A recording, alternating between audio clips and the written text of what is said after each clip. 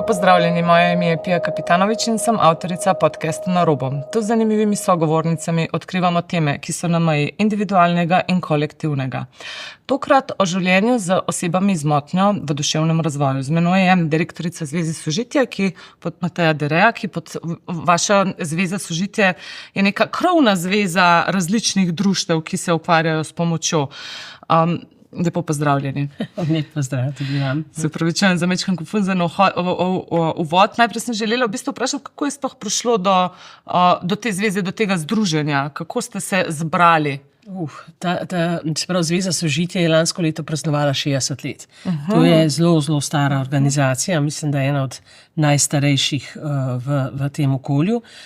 In ko se je zadeva začela, se je takrat prepoznalo, da seveda osebe z motnjami v duševnem razvoju in njihove družine rabijo neko posebno podporo. In v tistem času so ustanovili Republiško društvo za pomoč osebam v duševnem razvoju, mislim, da se je imenovalo, ali pa mogoče ti izrazi se menjajo tekom let. No, in potem so ugotovili, da seveda iz tega Ljubljane zelo težko pomagaš nekomu, ki je v Murski Soboti, recimo, ali pa ki je daleč iz Ljubljane. In potem je v bistvu zveza, takrat društvo Sožitje, republiško, se preoblikovala v zvezo in začela v bistvu dajati pobude na lokalni ravni, da so se ustanavljala društva na lokalni ravni, ker smisel zadeve je, da seveda pomagaš družinam in osebam tam, kjer živijo, ne da se vsi nekako vozijo po neke informacije ali pa neko pomoč v Ljubljano ali pa v kakšne druge centre. In tako se je tekom vseh teh let ta mreža vzpostavila. Trenutno imamo 50 društev po celi Sloveniji, nekatere pokrivajo eno občino, druge pokrivajo več občin, ampak res si prizadevamo, da bi bili prisotni na lokalnem nivoju, tam, kjer družine pravzaprav živijo. Ker gre se namreč za to, ko govorimo o motnjah, velikokrat razpravljamo o sami motnji, o njeni pojavnosti, pa potem zdaj šolsko okolje, pa so učitelji preobremenjeni, ker je toliko odločb.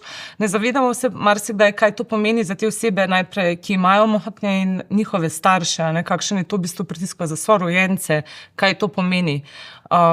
Se vam zdi, da kot družba temu dajemo pozornost, kakšen stres je to, ko enkrat vidiš, da razvoj tvojega otroka ne gre tako, kot bi moral iti? Ja. Neki je sistem, v katerega vstopaš na tak ali drugačen način, to je potem šolski sistem in vse, kar sledi.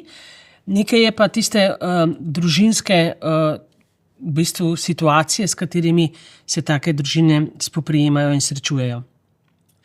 Ni pravila. To se pravi, ni formule, po kateri bi morale družine ob taki situaciji ravnati, ker je vsaka družina pač posebna, vsak otrok je poseben, odnosi so posebni.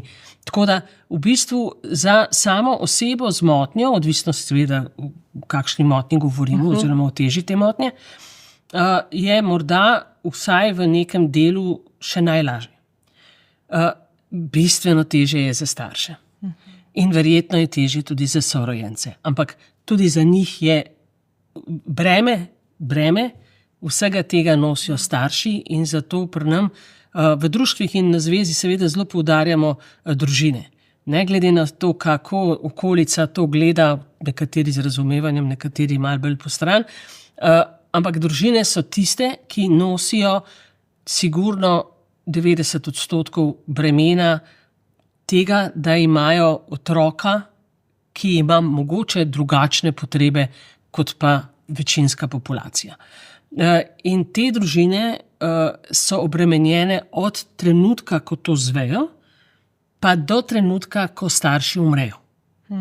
To se pravi, ni to, zdaj bomo pa poskrbeli, da bo otrok šel, da bo končal šolo, pa se bo pa zaposlil, pa naj skrbi za sebe, pa bo imel družino, pa bo že videl, kako je, če imaš otroke, ki te ne poslušajo, tako ponavadi večinske družine funkcionirajo. Tukaj gre za neko drugo dimenzijo, ki pa ni nikakor ne za nobenega lahka. Že verjetno na začetku, sam postopek diagnoze, kaj ti nihče ob rojstvu še takoj ne veš, recimo prenatalni testi pokažejo, da bo vse ok, porod poteka normalno, potem pa le vidiš obrasti, da pač pa ne gre, da temu ni tako, a ne, kaj se dogaja, so to normalne odstopanja, niso normalne odstopanja, že verjetno tukaj nimamo nekih oblik pomoči, ki bi se takoj videlo, ja, ne vem, to je narobe z vašim otrokom, ne, že tukaj so verjetno je tako. Te motnje, kakršnekoli že so zelo različne. Ne? Pri nekaterih se že ob porodu ve, da nekaj gre po svoje, drugače. Se pravi, imamo določene diagnoze, ki so prepoznane takoj, ko se otrok rodi. Potem imamo pa zelo veliko različnih stvari, različnih diagnoz, ki se pokažejo lahko v nekem zgodnjem otroštvu z zakasnenjem, malo kasneje. Ne? Se pravi, nekatere do 1 leta, nekateri še opazijo šele pri letu pa pol ali pa pri 2 letih. Tako da, kdaj se starši srečajo z tem, da je njihov otrok drugačen od večinske populacije, je zelo odvisno od tega, kakšno seveda motnjo ali pa kakšne težave seveda ima ta otrok ali pa kako se razvija. Zdaj, starši verjetno so vsi na nek način, rečem lahko temu, programirani, ne, da bo njihov otrok običajen, bo povprečno, dajva reči, intelligenten, se ne rabi biti genija, ne. Verjetno si vsi želijo neke športnike, pa nekaj tako, ne. Včasih smo se hecali. Načeloma, da je zdrav, a ne? Da je zdrav, da bo uspešen, povprečno, ne. Ja. In potem ugotoviš, da mogoče pa temu ne bo čist tako, ne. In zdaj starši seveda se s tem spoprijemajo različno in potrebuje za to čas. Ne moreš reči, da zdaj v porodnišnici recimo, da se zgodi, da ti povejo v porodu, da je tvoj otrok drugačen, ne? In zdaj bodo starši rekli, ok, zdaj je pa drugačen, zdaj pa dajmo. Kako pa zdaj, ja, sistem, ali pa kako pa zdaj, dajte mi povedati točno navodila za uporabo. Ne gre to tako, ker vsi starši upajo, to pa ni čisto tako, kot so mi rekli. To bo pa se pokazalo, da bo boljš. To bomo pa mi naredili vse, da bo ta otrok podoben bratu, sestru, sosedi, vse, večinske. In potem se tega zelo uklepajo zelo dolg časa. In včasih se izkaže, da z nekimi dodatnimi aktivnostmi seveda se ta ovira ali pa posebnost pri otroku lahko opravi v zelo veliki meri in se ta otrok dejansko potem razvija naprej enako kot vse. Velikrat pa ne. In šele, ko starši prepoznajo, da ta otrok ne bo nikoli vrhunski športnik, če lahko malo tako rečemo, ne, takrat potem v bistvu se s tem soočijo, takrat velikrat, šele takrat poiščejo pomoč, neko dodatno, strokovno, takrat potem začnejo na to zadevo gledati malo drugače in takrat se ponavadi včlanjujejo v neka društva, taka in drugačna. V društvo ne pride oseba ali pa starš, ki ni sprejel svojega otroka takšnega, kot je. Ti moraš najprej reči, to je pa zdaj to, zdaj pa pojmo pogledati, kako živeti s tem, kje lahko dobim neko dodatno pomoč, kje lahko dobim neke dodatne informacije in v bistvu takrat potem greš naprej v neki svoji poti, ki je. Tako nekako na grobo se delijo motnje, se pravi na lažjo obliko, potem pa je zmerna, težka in težja. Ko govorimo o vključenosti v šolski sistem, govorimo o lažji motnji, se pravi o nekih govornih težavah, avtizmu, ali ni tako? Ne. Mislim, ne. Zelo pestra paleta tega je. Okay. To, kar sva midve zdaj rekli, v bistvu so motnje v duševnem razvoju, ki so lažja, zmerna, težja, težka, lahko kombinirana potem z nekimi drugimi zadevami. In praviloma so osebe z lažjo motnjo usmerjene v nek posebni šolski program. Te osebe niso v običajni osnovni šoli, večinski, ali pa so za neko dodatno pomočjo. ampak to so osebe običajno z lažjo motnjo v duševnem razvoju. Osebe z zmerno težje, težko motnjo v duševnem razvoju so tudi posebej usmerjene v neko posebno osnovno šolo s prilagojenim programom ali kakšne druge zadeve. In te osebe v bistvu, samo te osebe dobijo z 18 letom nek status invalida, se pravi po zakonu o socialnem vključevanju invalidov zdaj, prej po zakonu o družbenem varstvu in tako naprej. Ne? Osebe z lažjo motnjo tega statusa ne pridobijo. In so na zelo tankem ledu. hudo tankem ledu, velikrat že kar tam na pol pod površino. Zaradi tega, ker veste, lažja motnja je nekaj, kar si svoje čase zelo daleč nazaj so rekli, ta pa ni prav zelo brihten. Ne? Nima motnja, lahko funkcionira v običajnem življenju. Ne vidi se na prvi pogled. Se ne vidi. Tudi problem motenj v duševnem razvoju je, da se zelo redko vidijo. Ti imaš lahko popolnoma običajno osebo in dokler se z njo ne pogovarjaš ali pa dokler ne vidiš neke hoja ponavadi ali pa kaj, ne veš, da je kaj narobe z njo. Ne? Te za lažjimi, ki končajo osnovno šolo s prilagojenim programom, grejo na zavod za zaposlovanje skupaj z večinsko populacijo. Ampak oni v bistvu vejo, da nekaj ni v redu, zaradi tega, ker sosed je hodil v šolo čez cesto, ne? Jaz pa ne morem tja hoditi. Ne? Jaz moram pa nekam drugam hoditi, pa otroci znajo biti kruti, pa se potem. Ne? Tako da za te res ni poskrbljeno. Za te res ni poskrbljeno. V bistvu te ostanejo tudi breme staršem, do konca življenja. Breme staršev zelo velikrat zapadajo v neke, imajo v bistvu probleme z zdravjem, duševnim zdravjem. Veste, jaz temu rečem velikrat, da oni so lih toliko brihtni, da vejo, da niso brihtni. Zdaj, za one, ki imajo zmerno težje, težko, da jim rečem v narekovajih, družba na nek način preskrbi. Za njih je družba prepoznala, da oni za sebe brez pomoči ne bodo mogli živeti. Imajo pluse to in ima minuse, ampak se vseeno, družba je prepoznala. Ne? Dobivajo nek osnovni dohodek, imajo možnost nekih sistemskih rešitev. Za te, ki so pa netične miš, ki so pa vmes, za te pa nimamo niti programov. Kako se znajdejo v praksi potem, kaj se dogaja z njimi? Hudo nefajn. Velikrat so to osebe, ki so zelo izkoriščene na vseh mogočih in nemogočih področjih. Brezdomci postanejo velikrat odvisni od substanc takih in drugačnih. Velikrat izredno lahko je z njimi manipulirati. Zlorabljeni na take in drugačne načine. Zelo ne v redu. In družba za njih v bistvu ne poskrbi za to kategorijo govorim. Imamo programe za brezdomce, imamo programe za odvisnike, pa imamo programe za invalide, milijon različnih. Za vključevanje ki je pa v bistvu na nek način, ki pa niso invalidi, hkrati ne spadajo v nobeno, če imajo srečo, na nobeno teh kategorij, pa nimamo nekih programov, niti nimamo preventivnih programov, ki bi preprečili, da bi te osebe lahko da bi preprečili, da bi postale recimo odvisne ali kaj podobnega. Da bi pomagali te programi mogoče staršem, da bi jim povedali, kakšne so možnosti, kaj bi se pa dal.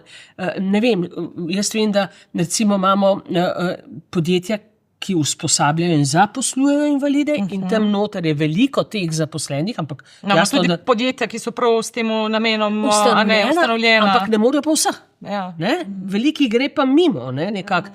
Ampak jaz mislim, da bi mogli za ta segment res veliko narediti, ker če so dobro vodeni ti, so lahko funkcionirajo popolnoma v redu. To lahko čisto v redu funkcionirajo v življenju. Če pa niso, grejo pa res v neke druge skrajnosti. V kakšnih številkah pa sploh govoriva? Recimo jaz sem iskala te podatke, pa nisem našla sem torej pri teh, ki so vključeni v normalno šolanje in imajo odločbo o pomoči, govorimo o jezikovnih motnjah, avtizmu, teh je tam okoli 30% že vseh kombiniranih, ki imajo eno od odločb, ampak koliko pa je teh, ki niso vključeni v normalno šolanje s pomočjo, ampak rabijo posebne probleme? Imamo kakšne statistike? Ne, jaz vem, da je oseb z motnjo v duševnem razvoju za statusom invalida približno 8,000 v Sloveniji. Ne vem, koliko je mladih, ne vem, koliko jih je vključenih v te osnovne šole s prilagojenim programom. Ampak te, ki imajo odločbo in so vključeni v običajne osnovne šole, te velikrat nimajo motnje v duševnem razvoju. Hvala Bogu. Gre za imajo neke druge primanjkljaje, ki jih lahko v bistvu odpraviš za neko dodatno pomočjo. Te osebe so običajno normalno inteligentne, lahko seveda sprejemajo gradivo oziroma učno snov običajno, rabijo pa neke, ne vem, če imaš disleksijo, rabiš nekaj druge. Tako, rabijo neko dodatno pomoč in v bistvu te osebe velikokrat, hvala Bogu, čisto običajno zaključijo osnovno šolo in študirajo naprej in je to potem res neka dodatna pomoč. Hodila sem v tem umirali, se pravi o nekih številkah, tam vemo, kakšne so številke, vemo, kakšne so te s težjimi oblikami, kaj pa te, ki smo prej govorili, ki imajo pač lažje, ki niso, kot ste rekli, netične miške, so nekje vmes. Se to število povečuje, zmanjšuje, se morda kot družba ukvarjamo s tem, kako? Jaz mislim, da je to število približno konstantno. Mogoče se malo zmanjšuje na račun šol z teh dodatnih pomoči v osnovnih šolah, dokler gre. Ne? Zdaj naše drugače pa to približno konstantno število je teh, vsaj kakor jaz vem, v osnovnih šolah s prilagojenim programom. Ampak zdaj smernice seveda so zelo različne in tudi pogledi so zelo različni. Ne? Jaz vem, prvo vem, da te naše šole so zelo poudarjajo, zdaj v tem obdobju, zelo poudarjajo na izobraževanju. Svoje čase v moji generaciji, ki je že zelo daleč nazaj, smo imeli vzgojo in izobraževanje. In smo se vzgajali v šoli, učitelji so imeli neko določeno avtoriteto, pa smo se tudi izobraževali, pa smo mogli se učiti pa tako naprej. No, zdaj ta vzgoja je zelo šla malo po svoje in je zelo na breme staršev. Šola je pa vedno bolj izobraževalna ustanova, zato je verjetno, po mojem mnenju, čisto laičnem, je tudi toliko problemov v šolah. Ne? In zdaj, če je to izobraževalna ustanova, potem je cilj izobrazba. In seveda so zelo dobrodošli vsi, ki so sposobni doseči neko stopnjo izobrazbe, kar pa naši niso. In v bistvu so pa seveda, jaz ne govorim to, zelo moramo ločiti. Če je nekdo, zdaj bom pa zelo karikirala, če je nekdo recimo na invalidskem vozičku zaradi neke nesreče ali česarkoli drugega, bo on z prilagoditvami razreda in dostopa čisto mirno končal osnovno šolo, srednjo šolo, fakulteto, vse bo v redu. Če pa je nekdo z zmerno ali težjo motnjo v duševnem razvoju, pa je normalno gibljiv, on nikoli ne bo končal običajne osnovne šole. Nikoli. Če je pa kakšna druga kombinirana motnja, je pa potem lahko še zelo zahtevno za učitelja in za vse sošolce. Jaz razumem, da v vrtcu, predvsem v vrtcu je to fino, v vrtcih, ko so še otroci drugačni, je to, da so mešane skupine v vrtcih, zelo dobrodošlo, zato ker pač spoznavaš drugačnost, pa tudi recimo, če imajo vzgojiteljice dodatno pomoč, kolikor imajo osebo nekega otroka, ki je pač drugačen od večine, čisto vseeno kako, je to verjetno zelo fajn za nadaljnji razvoj vseh otrok. Ko pa prideš ti enkrat v šolo, pa na začetku je verjetno to še fajn, ko pa prideš potem v neke višje razrede, je pa zna biti pa posledice so lahko zelo negativne za te otroke, ki ne dosegajo nekega običajnega standarda v osnovnih šolah. Ker oni so vedno zadnji, oni nikoli nič ne vejo, njim je zmeraj treba pomagati, zaradi njih mi ne moramo ne vem česa in potem je tukaj se lahko ti pa zelo veliko stvari pritakne zraven. Pa mislim, da vsak otrok pa potrebuje pozitivno spodbudo. Ti moraš biti uspešen, nekje. Če vas prav razumem, se pravi, ne bi bila želja, da bi se čim več otrok z motnjami v duševnem razvoju vključevalo v normalno šolanje, ampak je že tako v redu, da imajo svoje šole, svoje sisteme, kjer lahko dosegajo neke svoje mejnike. Kolegi itak rekli, da to je pa čist proti vsem doktrinam, ker inkluzija in vključevanje in to je zelo popularno v zadnjih letih, ampak jaz mislim, da moraš imeti vseeno pri vseh teh zadevah pod prvo moraš misliti na tega otroka, ki je vključen. Prvo, delaš v bistvu, kar je najboljše za njega. Za njega, ne? In potem šele filozofijo iz tega v bistvu izpeljuješ. Ne? Jaz mislim, da vkolikor je otrok sposoben vsaj delno slediti pouku, je čisto v redu, da je vključen v večinsko šolo. Če otrok ni sposoben slediti pouku in se zaradi tega počuti manj vrednega, otroci pa res niso prijazni, otroci znajo biti pa zelo kruti, potem je treba narediti vse, da bo ta otrok imel pozitivno samopodobo, da bo zrasel v nekega zadovoljnega človeka, pa kakršnekoli njegove sposobnosti že so. To je moje mnenje. Tako da... Pa verjetno tudi, prej ste lepo omenila, vzgoja in izobraževanje, to sta različna pojma, se pravi, ni nujno, da bi se učili fizike, kemije, ampak se lahko učijo česa bolj uporabnega, česar šola načeloma ne bi učila, pa bi njim za te korake k samostojnosti veliko prav bolj prišlo. Absolutno.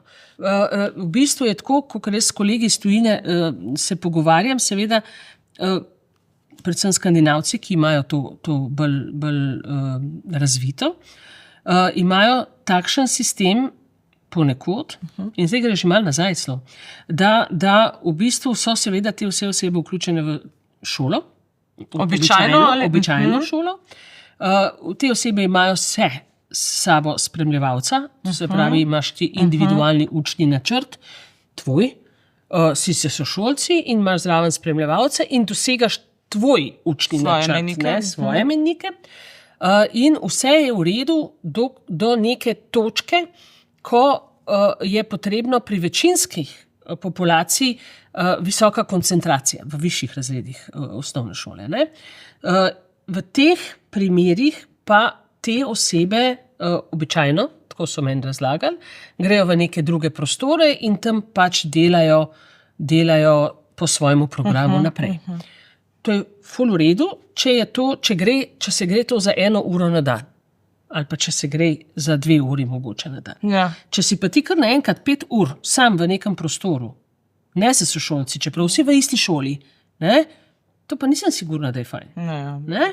Ja, ker si še bolj izoliran kot pri ostalih. Tako da verjetno, to je stvar šolstva, jasno, ampak verjetno je treba to zadevo res pogledati z različnih zornih kotov. Jaz razumem, zakaj bi bilo super in krasno, da smo vsi v istih osnovnih šolah, ampak vem, da bi me verjetno na Ministrstvu za šolstvo vnesel, če bi rekla, da rab vsak od teh svojega spremljevalca, po možnosti specialnega pedagoga, ki bi z njim bil vsak dan, mislim, po moje, ne bi dobro češel. No. Ja, se tudi število verjetno ne bi dopuščalo. Kot so prej govorili, pač veliko pomanjkanje kadra na tem področju, že zaradi samih omejitev vpisa. Ja. Predvsem specialnih pedagogov vem, da je zelo, zelo primanjkuje. Celo tako, da te študentje, seveda že v času študija vejo, kje se bodo zaposlili, ker jih pač nagovarjajo različni delodajalci, če lahko temu tako rečem. Tudi verjetno z logopedi vsi vemo, da je velik problem, da so velike potrebe, pa da je strokovnjakov izredno malo. Tako da te specialnosti seveda so kadrovsko zelo podhranjene. Veste, kaj sem zdaj, mi je tudi prišlo na misel, ne? Imamo vedno več jezikovno-govornih motenj, tudi pri tistih, ki nimajo pač neke hujše oblike motnje, drugih, a ne?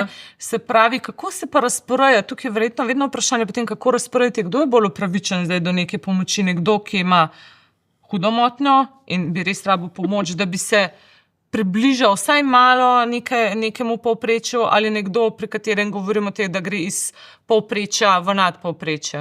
Ja, ali je to strokovna debata ali ne? Ne vem, ampak to je zmeri taka zelo na tankem ledu si, kadar to začneš. Ker v bistvu vsi bi rabili veliko.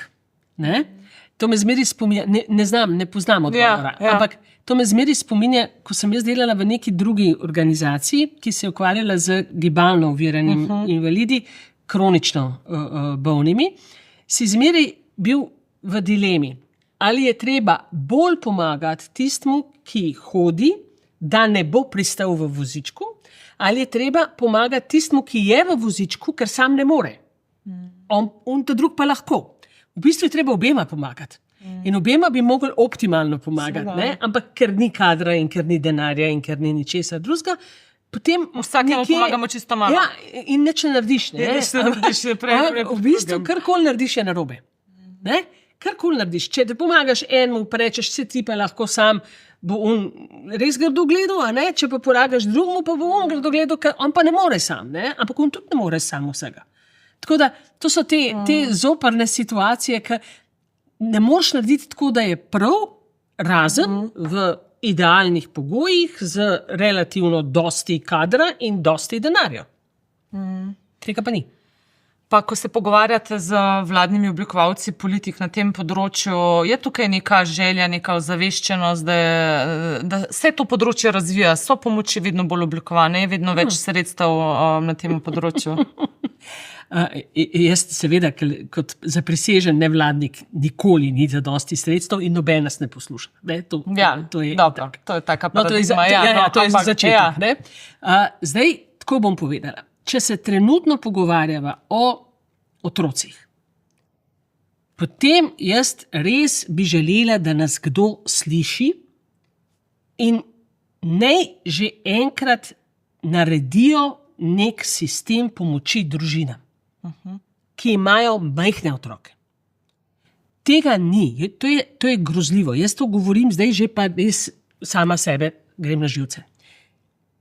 In vsakeč, ko se zamenja minister, štartamo od nule. Pa dosežemo... O kakšni pomoči govoriva, kako? Glejte, ne bi bilo... Če se rodi otrok z nekimi dodatnimi potrebami, nekaj ne večinskimi, potem se ti starši znajdejo pred neko zelo nezavedljivo situacijo. Še posebej, če ima ta otrok kakšne težje motnje. In potem se v nekem trenutku v bistvu morajo zdaj sta pa oba dva zaposlena. Dajmo reči, da sta dva običajna družina. Dva zaposlena, dva otroka. Eden je malo poseben, ta drugi je pa običajen. Hodi v vrčinski vrtec, šolo, kakoli.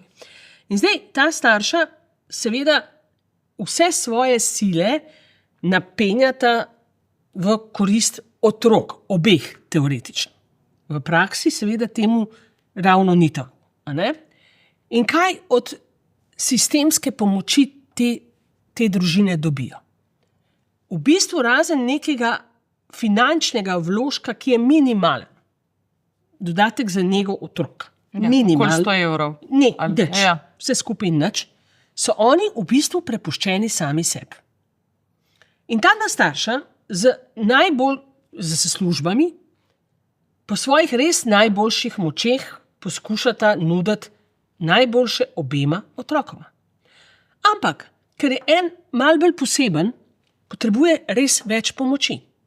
Ker če mu jo ne daš, potem imaš lahko veliko težav in tudi ta prvi otrok, to se pravi ta, ne dobi toliko, kot bi mogel. In ti starši sploh nimajo nobenih pomoči, dokler ni otrok s posebnimi potrebami, če lahko temu tako rečemo, pa vsi imamo posebne potrebe, star 18 let. Ti starši lahko, zdaj si pa predstavljamo, en od staršev lahko zapusti trg dela, se pravi, da se odloči, da bo doma. Ne? Zato, ker ne bi želel dati svojega otroka v zavod. On bo doma in bo naredil najboljše. Država, pa ta posameznik je, dajmo reči, 10 let svojega življenja vložil v neko kariero. Se je izobraževal, je, ne vem, končal fakulteto, se je zaposlil in zdaj bo to vse dal na stran, zato da bo on lahko doma in skrbel za tega otroka, ker mu družba pri temu nič ne pomaga.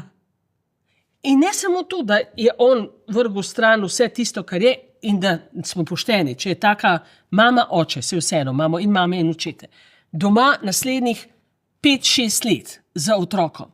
On po 6 letih ali 7 letih ni konkurenčen na trgu dela. To je šlo vse po svoje neki. Tisto, ne veš več, kam si padel, če prideš nazaj v službo. Ne? To se pravi, da smo imamo verjetno trajno, brezposelno osebo.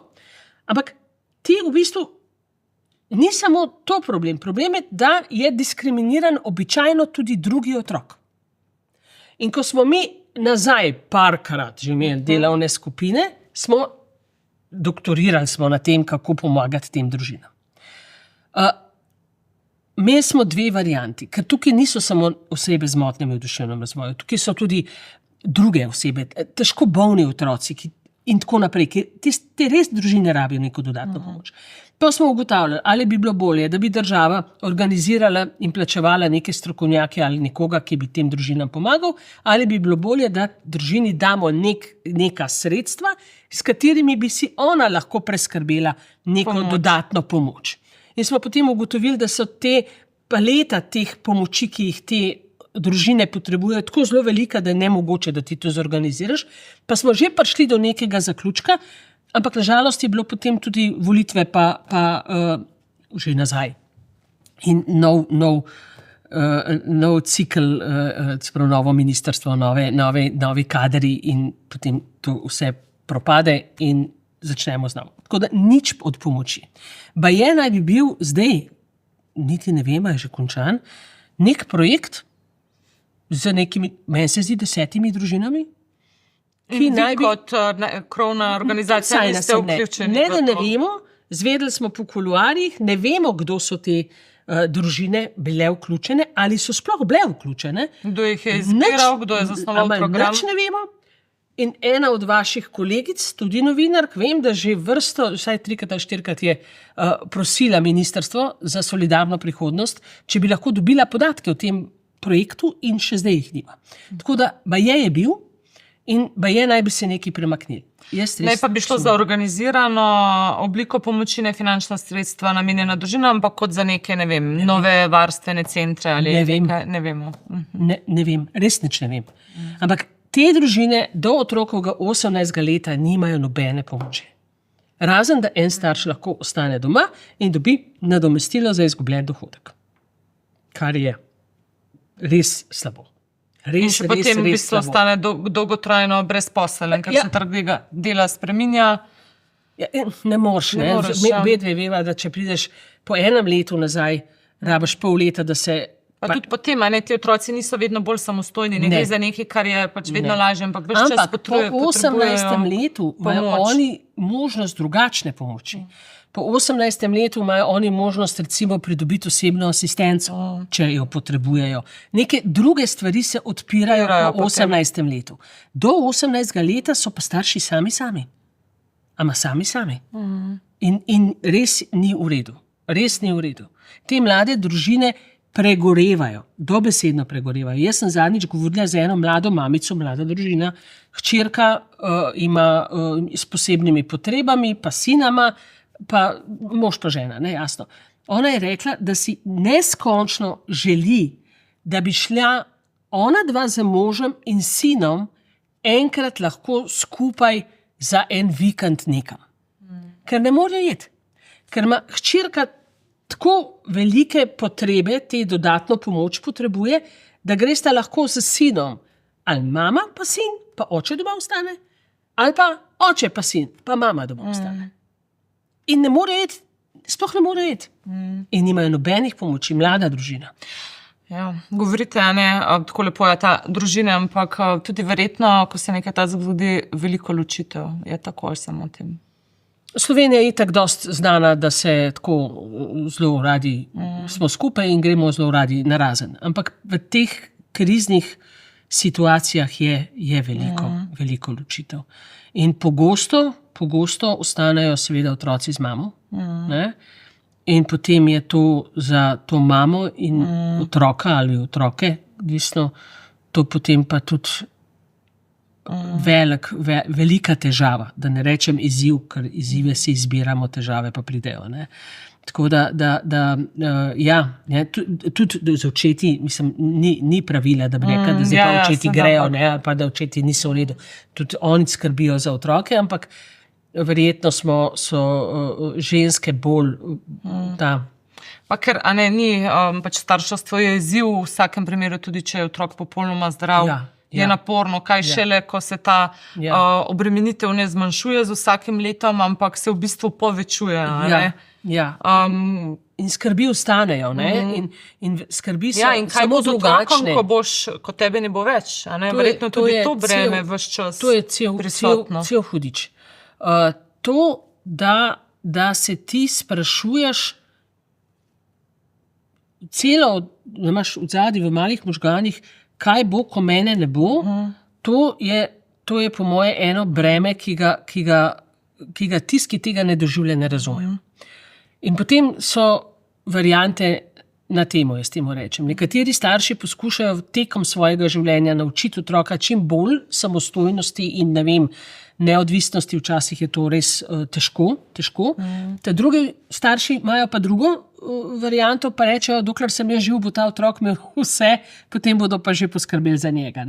Tako da tukaj tudi ni pravila, da ne bo pomote.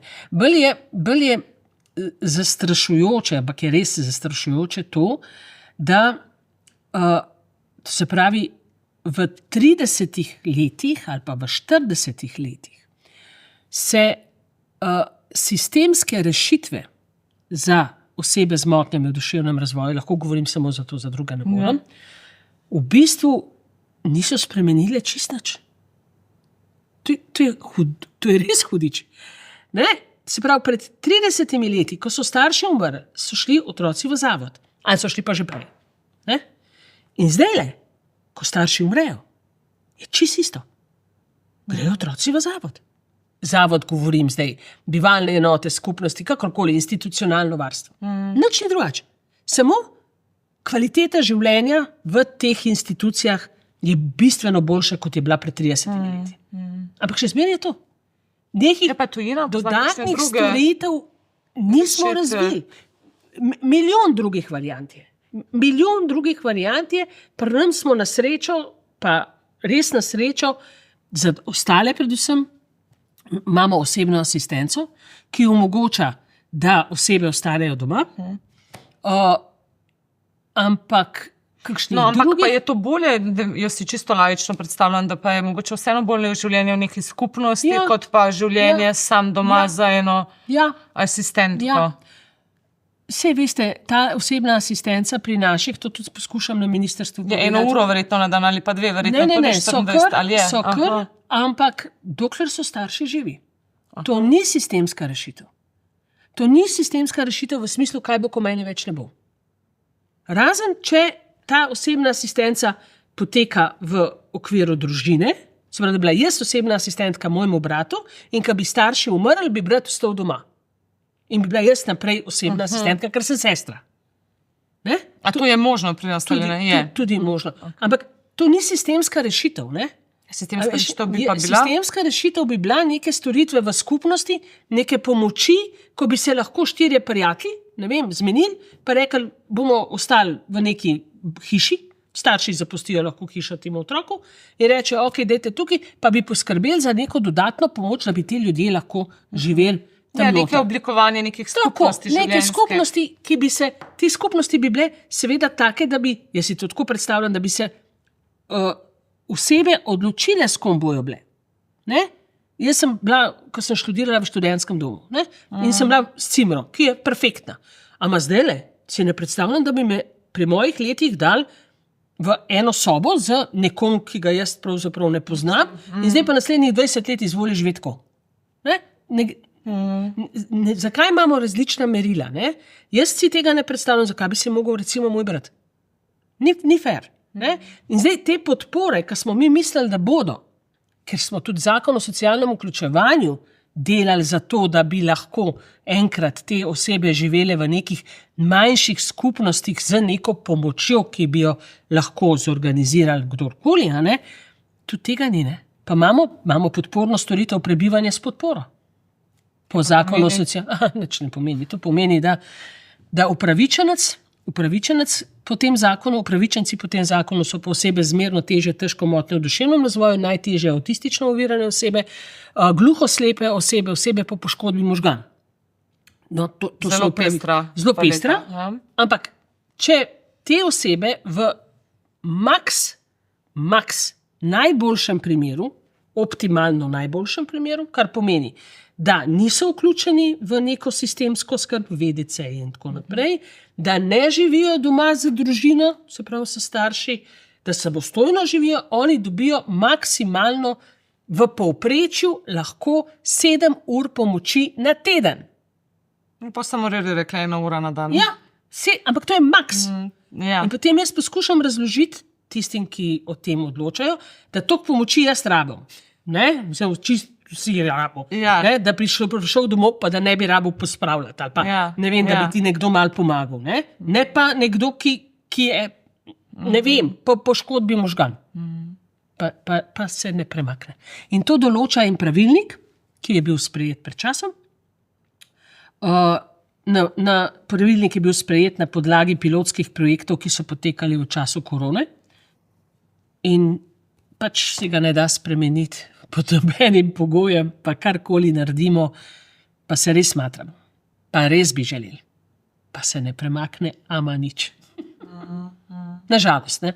Se bo. Se pravi, zmeri odločevalcem jaz ponovadi rečem, ne, da kakorkoli se to grobo sliši, ne, ampak odločevalci pridejo pa grejo, ne? V vsakih volitvah nikoli ne vem, kdo bo not. Mi smo pa večni, ne? Mi pa smo bili, pa tudi bomo, ne? Tako da imamo še. Kaj pa mogoče vpliv napredka medicine, recimo pri nekih boleznih medicina zelo pomaga, omogoča bistveno lažje življenje, če govorimo recimo o gibalno oviranih, danes imamo toliko enih naprav, ki to pomagajo. Kaj pa pri duševnih boleznih? Imamo kakšne Pri duševnih napredke? Moram ločiti, to je zelo tako Motnjami se opravičujem. Ja, vse v redu. Ne, duševne bolezni seveda so bolezni in dejansko se jih zdravi, se preprečuje poslabšanje, imaš celo doktrino, kako to gre, ampak to res ni moje področje in so kolegi, ki res znajo to in obvladajo. Pri motnjah v duševnem razvoju pa seveda ni zdravila. Ti imaš motnjo in jo imaš. In lahko se slabša zaradi bolezni, duševnih, ne vem, epilepsija, shizofrenija in tako naprej, ki je lahko pridruženo temu. Ampak tukaj ni zdravila, to je stanje. To je stanje, ki se zaradi starosti, ker se pred starostjo se vse pač mal slabša, se seveda tudi te zadeve lahko poslabšujejo v smislu, da imaš potem več problemov tudi z gibanjem in s tem. Ampak motnje v duševnem razvoju. Zakaj pa prihaja v bistvu do njih? Ko sem prebirala in ko sem prišla na sožitje, so mi rekli, da imaš 360 različnih diagnoz, ki so lahko vzrok za motnjo v duševnem razvoju. Zaradi razlogov. Ja, točno to. To je pač seštevek nekih dejavnikov, na katere verjetno imaš lahko zelo malo vpliva. Verjetno je ta težnja pri starših, to me zanima, da bi si radi pojasnili, zakaj se mi je to zgodilo, zakaj ravno meni. To je zmeraj tako. Ampak ni, je nemogoče priti do vzroka pa reči zaradi tega, ker... Ne, in je v bistvu fajn, da starši čim prej dojamejo na nek način, da ni krivca. Da noben ni kriv. Da ni kriva ne mama, ne ata, ne vem kva, neki sorodstvo v preteklosti. Ne, gremo, tako je in zdaj bo treba iti naprej kakorkoli. Včasih so situacije res niso v redu. Ne? Včasih imamo tudi primere, recimo, ko starši ne želijo več tega otroka. Ti otroci so tudi v rejah, tudi v posvojitvah, ne vem koliko je, ampak vem, da so tudi posvojeni. Nekateri ostanejo v zavodu, nekaterih sploh ne obiskujejo. Verjetno je tega v preteklosti še veliko več. Ja. Danes je tako, v preteklosti so bili starši oziroma družine strašno stigmatizirani zaradi tega. In starši seveda so imeli veliko problemov že sami s sabo, kako res temu rečem, ker imajo takšnega otroka in res niso želeli imeti, če sosedi so gledali za njih, na vaseh je bilo to bav in so se zelo zapirali v hiše, stanovanja, v domove, ne? In niso hodili ven. Ljudje se pa praviloma bojimo tistega, kar ne poznamo. Ne? In zdaj starši niso hoteli biti še bolj izpostavljeni in šikanirani, zato niso hodili nikamor. Ljudje pa niso poznali teh oseb, pa so se jih bali, pa je bilo potem vse skupaj zelo narobe. In potem v neki situaciji, v nekih trenutkih, eden od naših programov je družinski program, ki je najstarejši. Ne? Zakaj? Zato, ker družine so se takrat, 50 let nazaj, 55, združevale in so skupaj hodile na izlete in so skupaj hodile na neka letovanja, in ker so bile pa skupaj, ne, je pa tako kar delo. Normalno, Saj ne gledajo mene, se gledajo drugega. Tako funkcioniramo. In potem so se začeli počasi ti starši in družba, oziroma naši so začeli hoditi ven, ne, in ljudje zunani so jih pa začeli spoznavati in so ugotovili, da to ni nič, ne? To ni nalezljivo, ni nič. Ne? In te se pravzaprav to z leti, počasi, zelo počasi, se je potem to malo bolj normaliziralo. Ne? Večinska okolica je na nek način, vsaj delno, sprejela to populacijo, mi se pa ne bojimo več toliko. Ne? In potem imamo kar naenkrat občutek, da je teh ljudi bistveno več, kot jih je bilo. Ni jih, ne? Samo ven hodijo. Pa še druga zadeva se je zgodila, v preteklosti je bila povprečna življenjska doba teh oseb 60 let. Ne? Zelo hitro so umirale, še posebej neke določene diagnoze, ki so imele prirojene napake, ne vem, srce in tako naprej, pa jih v preteklosti še spet sploh niso hoteli operirati. Ne? Kakao, se ne splača. Ne? Zdaj naši živijo 70, 80, ne? To so zdaj starostniki, ne? Tako podaljšala se je življenjska doba. Ampak temu bi mogli pa tudi verjetno neke ukrepe pomoči prilagoditi, ne? Če jim podaljšujemo življenje, potem pomembno tudi, da je kvalitetno življenje. Šepamo. Ta sociala in medicina ne gresta zmeraj skupaj, oziroma zelo pogosto ne gresta skupaj. Medicina strahovito napreduje in je to hvala Bogu, ne da. Ne? Ampak seveda bi mogel ta drugi del, ne? Medicina poskrbi, da preživiš. Država na drugi strani bi mogla pa poskrbeti, da kvalitetno živiš. Ne? Ker če ne živiš kvalitetno, ti to, da preživiš, nič ne pomaga. Se grozno sliša? Kar. Ne vem, če ravno grozno, zelo. To je bilo tako vprašanje, ki se nam je mogoče čisto vsem med epidemijo porajalo. Ne? Kaj ima namen življenja, če moramo biti zaprti in ne more predvsem mladim se predstavljamo? Ne? Ja. Ja. Kakšen je to potem, kakšno je to življenje? Takrat posledica tega je bila velika. Tudi pri vprašanju, ko se pogovarjamo o eutanaziji hudobolnih, tudi tam verjetno vprašanje, čemu je namen življenja, ampak so to po moje zelo individualne odločitve in jih je težko nekako tako kolektivno sprejemati, kaj bo za vse dobro, vsak bi tukaj mogel. V bistvu bi morali dati možnost ljudem, da se odločajo. In to možnost bi mogli vsi imeti. V različnih situacijah. Tako da tudi naši bi se mogli. Moram bi jim pustiti, da se odločijo, kaj želijo. Tisti, ki to lahko naredijo, bi bilo čisto pošteno.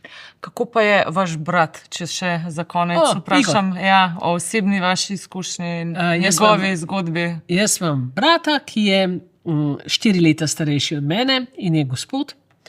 V bistvu je v redu. V bistvu je res v redu.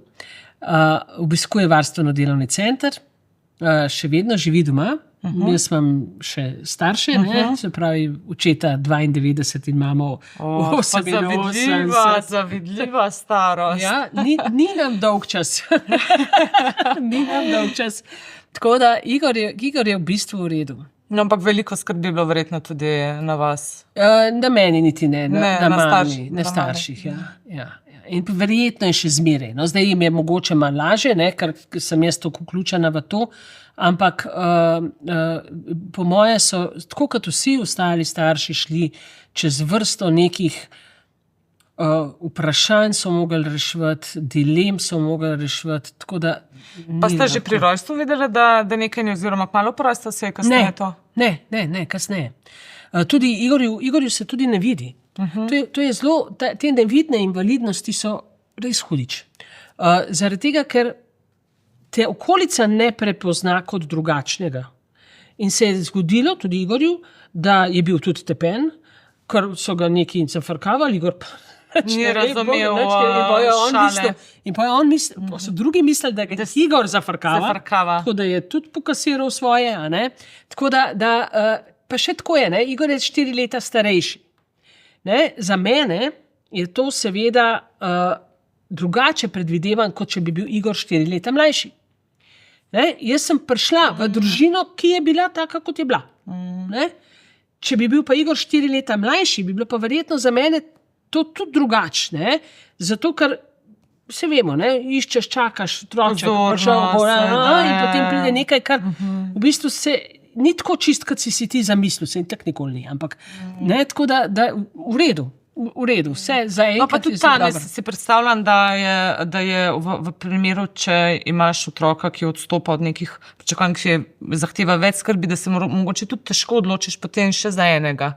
Ali se tukaj spodbuja, vi v društvih spodbujate, premagajte strah, sej ne bo se spet to ponovilo, ali ne? Kje si pa upaš?